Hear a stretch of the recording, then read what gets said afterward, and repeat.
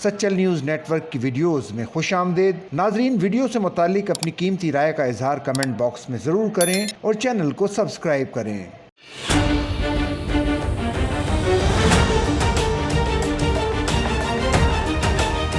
New Zealand के खिलाफ तीसरे और आखिरी वनडे में कौमी टीम के ओपनर इमाम-उल-हक को बैटिंग के दौरान रनिंग करते हुए मुंह पर गेंद लग गई। माउंट मोंगानाई में खेले गए मैच में पाकिस्तान की बैटिंग के दौरान इमाम-उल-हक को फील्डर की थ्रो की हुई गेंद हेलमेट के ग्रिल से होती हुई चेहरे पर जा लगी, जिसके बायस इमाम-उल-हक जख्मी हो गए और इमाम रिटायर्ड हर्ट होकर मैदान से बाहर चले गए। इमाम-उल-हक की जगह उस्मान खान ने बैटिंग की। दूसरी जानिब पाकिस्तान के ओपनर इमाम-उल-हक को ग्राउंड में मौजूद इमरजेंसी सेंटर में तिब्बी सहूलत फराहम की गई, जहां से उन्हें अस्पताल मुंतकिल किया जाएगा।